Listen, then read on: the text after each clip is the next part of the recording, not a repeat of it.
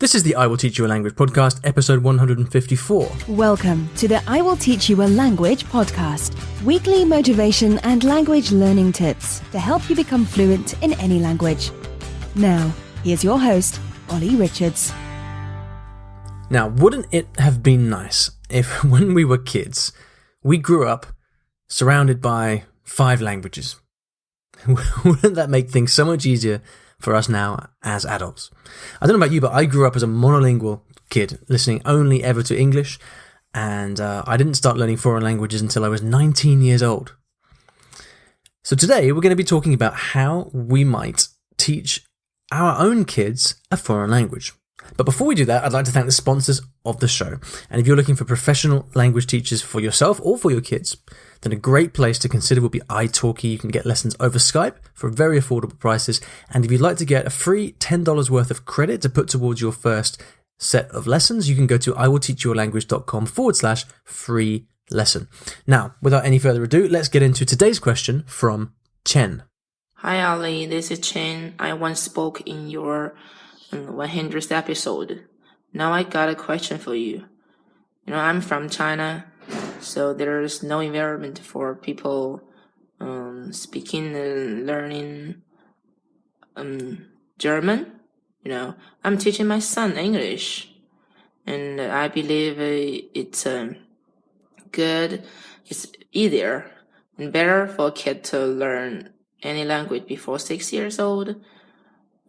So I'm thinking maybe let him learn some German while he's learning some English. But I know nothing about German. So what should I do? Should I let him start to learn German right now? Is it too young? And I don't know whether he has interested in learning German. He has interested in learning Spanish because he watched some episodes of Dora the Explorer. So maybe your suggestion is to let him learn some Spanish. But my husband said it's useless to learn any other foreign language and then English because we have no environment. That's his idea. But I don't quite agree with him, so I'm asking you. Okay, Chen, thank you very much for a great question. And, first of all, I want to say, I think it's wonderful that you are thinking about this for your son and thinking about how to give him the gift of languages for the rest of his life. I think it's a fantastic thing. And I think I understand why your husband doesn't agree and thinks maybe it's a waste of time. But I think he probably hasn't seen what's possible. And, I'm in the fortunate position of having a lot of kind of multilingual polyglot friends, many of whom teach their children many languages. My friend Tetsu in Canada is bringing both of his kids. He's now got a third kid, I think, who's bringing them up speaking at least 4 languages, and English, French, Spanish, and even more than that. It's a huge number of languages. A good friend of mine, Richard, his daughter speaks 5 or 6 languages quite well. We had dinner the other night, and I saw that, and she's only 9. So the first thing to say is it is absolutely possible to teach children a foreign language, but it takes time and it takes persistence. So if you're going to start, then you need to start as you mean to go on, and you need to keep it up over many years. Now, there are studies which show that in the education system, there is no particular benefit to teaching languages to children before the age of about 11. Now, I'll see if I can link to these in the show notes, but essentially what people have done, in fact, my master's supervisor is a specialist in this, and she's created a very broad study where she's looked at the grades of children, or the proficiency levels of children in foreign languages when they graduate high school. And she's demonstrated that whether a child starts at 11 years old or whether they start at, say, 5 or 6 years old, there's no difference. So you might hear people say this. I think the reason for that is that, kids, when they are 11, because they already have study skills at that age, they can very quickly learn all of the stuff that they might have learned as kids in the previous 5 or 6 years just through hard work. But the thing is that that's comparing like with like. That's comparing a system where in school you have maybe 1 or 2 hours of language study a week. Now, as we all know, 1 or 2 hours a week is not enough to learn a language. You need to do much more than that. And the big advantage that you have, Chen, is that you can teach your child a language at home. And you can do it on a daily basis over a number of years. And that's going to be much more effective. You know, at school, kids are in classes with 20, 30, 40 other people. But the way a language is best learned is through interaction with one other person who is close to you. Okay, so let's start off with this premise that it is absolutely possible to teach your son another language. Now, you mentioned before the age of 6. I don't think it matters. I think the right time is now. You can start when they're 6 months old. That's absolutely fine. Now, you did mention earlier on in your question, Chen, whether you should teach your son German or Spanish, and I think what I understood was that you would like your child to learn German, but he seems to be more interested in Spanish from the cartoons that he's seen. This is a difficult one, isn't it? Because it's always good to with children to do what they are interested in themselves. However, the thing about language learning is it takes a very long time. It takes many, many years, right? And your son's tastes are going to change a lot over the course of his childhood. And so my view is that if you're going to go to all the trouble of teaching him another language, it should be a language that you feel is going to be most useful to him. Now, I don't know whether that's Spanish or German for you. I mean, you have to make that decision. But I would be tempted to make the decision yourself. Don't let him, because just how kids will, they love one toy for a week and then suddenly they don't like it anymore, right? The same thing can happen with languages. So I would choose the language that you think is going to be most useful. And if that's German, then great. Now, in terms of what to do, there is a theory in child language development that is called one person, one language. And this theory states that a child will relate a new language to a person because their brain isn't developed enough to kind of treat it as an abstract thing. So when you see very young children speaking multiple languages, they may well know how to speak 2 or 3 languages, but they might not realize that that's what they're doing.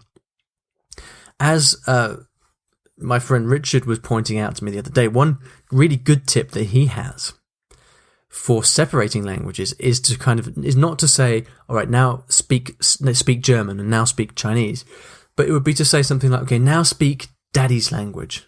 And now how would you say that in mummy's language? So you try to relate the language that they're learning to the person who is most likely to be speaking that. And that helps the kid not only identify why the language should be used, but who with. Because, especially when they start to get older, they might feel a little bit, the social pressure to only speak Chinese, for example. But if you keep telling them that what they're learning is daddy's language or mummy's language, or if you have an au pair, like say you have an au pair called Nina, you could say that in Nina's language. And so by doing this, you're kind of fostering the idea that the language belongs to somebody. But anyway, I digress. This concept of one person, one language means that, if you agree with it, that in an ideal world, you should have one particular person who will speak to your son in that language. The perfect scenario would be for you to have a nanny or a tutor or a teacher or someone who can come to your house and who can interact with your son in that language. Now, I mentioned my friend Tetsu earlier on. He has a German au pair, I believe, that comes to their house and looks after the son or the daughter and speaks to them only in German. And so the children understand that they may or may not understand what German is, but they do understand that the au pair, that's the language of the au pair, and so that's the language they need to speak to her in. So that's the first thing. For many people, that's not possible, though. It can be very expensive. It really depends what your personal situation is. So assuming that you can't have an au pair come to the house and speak to your son only in that language, that means you have to do it yourself. And so what I would say you should do, Chen, is for example, if you want to teach your son German, you should learn German yourself and teach your son at the same time. because you need to have interaction. Kids learn languages through interacting. And, you might worry that he won't learn Chinese, but he will. You guys live in China. He will learn Chinese. I gather that he speaks English as well. Maybe he speaks English at school. He will still learn English. So don't worry about that.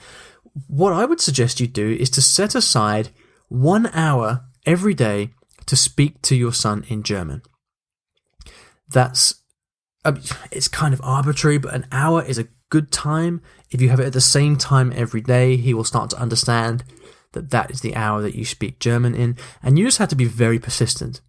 He will probably reply in Chinese or in English, and that's fine. But you keep speaking German for that time. You say from 6 till 7 every evening.